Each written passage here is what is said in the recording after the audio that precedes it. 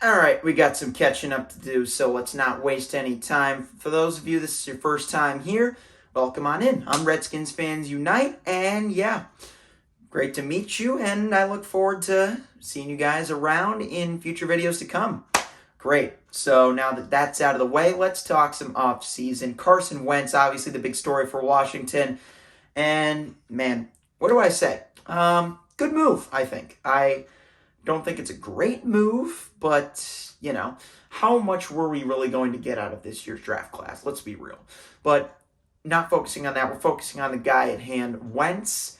I really like one thing about this trade, and that is the fact that, of course, bringing in a former NFC East quarterback, not having played for the Dallas Cowboys, into Washington is good for experience because oftentimes he beat up on this crappy division, and considering we haven't managed to do that enough in recent years, we're going to need a guy that can do that. And he did that a lot, especially to us, but of course to the Giants, a team who we've struggled to sweep year in and year out. And of course the Cowboys, those Cowboys.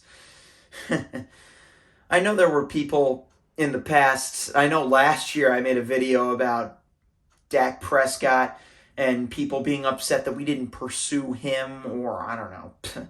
It's a blur at this point, but why would you want a former Cowboys quarterback to come here? I mean, come on. That erases the whole discussion of rivalries. And look, the Eagles are a formidable rival of ours as well, don't get me wrong. But then again, Cowboys are one of those rivals who you almost, the bare minimum that you can acknowledge them with is respect and nothing more.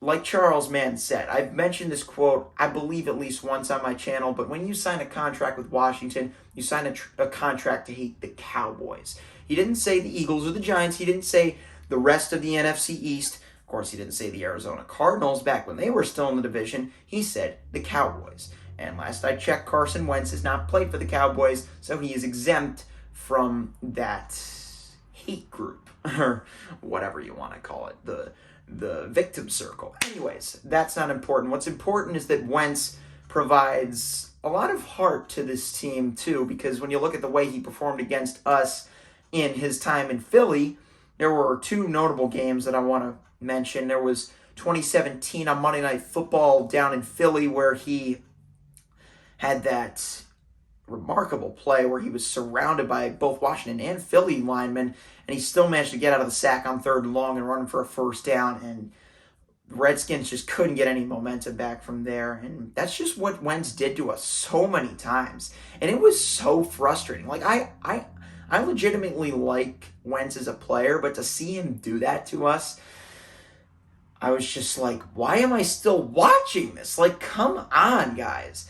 I can go off on our poor tackling on another day, but today we're here to build up our new Commander Carson, if you will. I cringe at that, but alas. There was another game in 2019 back when the Eagles receiving corps was depleted as ever, when he was still finding ways to defeat us with practice squad guys. Back when Greg Ward was still a no-name, he threw the game-winning touchdown to him, covered by Josh Norman, who was arguably our best defender at the time.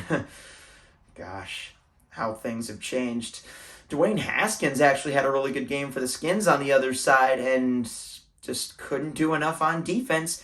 Whenever Wentz was playing against us, it was just a nightmare. And now that I say that, I like this signing a lot more than I did before I started this video, because our defensive backs are going to be going up against him in practice every day. So that's the ultimate kind of preparation that they're going to need against a guy that knows how to put the hurt on them. Now, whoever our defensive backs end up being, that's another story, because I think personally we could use a lot more meat, unironically, in that stage of the game, if you want to call it that.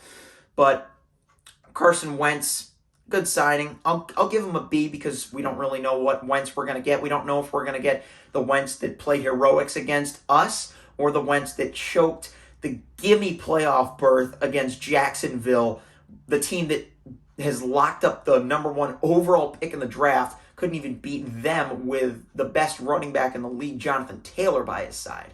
Speaking of running backs, J.D. McKissic is a huge re-signing for us, refusing to go to Buffalo, staying in Washington. That's a bit of a sigh of relief. So that's good. So we mentioned the good, Carson Wentz. Can't really say that's a bad signing. And J.D. McKissic, good re-signing as well. Same with Bobby McCain and Troy Apke.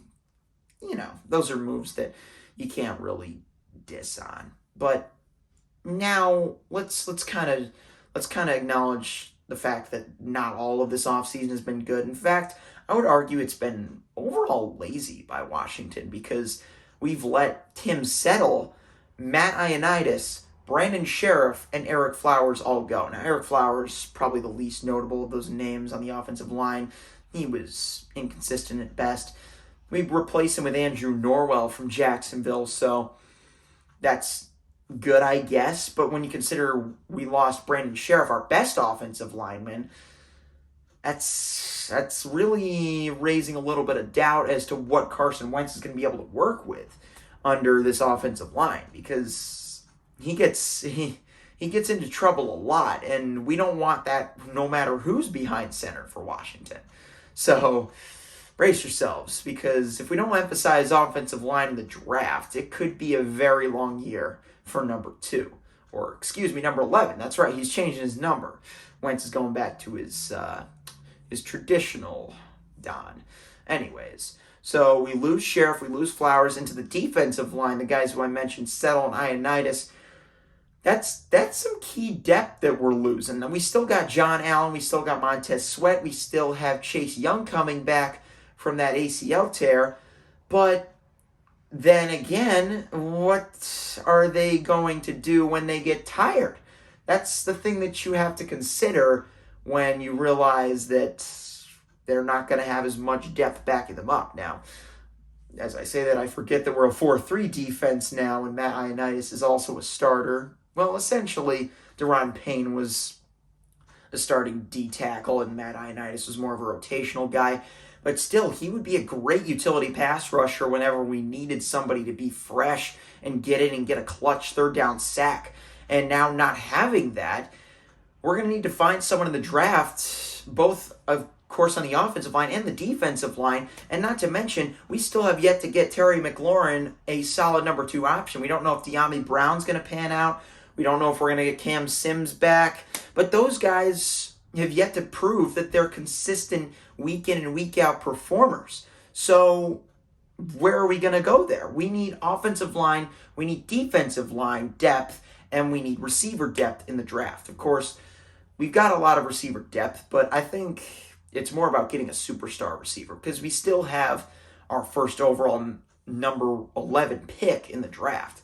I haven't exactly taken a deep look at the prospects yet, but I know there's some good receivers up there. So if we could take a receiver in the first round, maybe offensive line second round, and maybe fifth round as well, and then focus on defensive line through, let's say, the 4th and 7th round, and then, I don't know, get a linebacker and a corner in the 5th and the 6th. I don't know. But either way, as long as we start to patch up those weak spots one way or another, I think we'll be fine this season. I'll obviously cast a better shadow on that as the picture becomes clearer, because, again, it's very early in the offseason, but again, I said it, lazy, if anything, has been the word that I could describe this free agency period thus far. Well, that's really about it. I tend to ramble, and I'll work on that as I continue to make videos for you guys, but I hope you enjoyed, and if you have thoughts on this offseason that you would like to leave below, what do you think about Carson Wentz? What do you think about losing the defensive line pieces and all that jazz? Leave it below in the comments. I'm looking forward to hearing what you guys have to say, and I'm looking forward to seeing you guys next time as well. So, hail.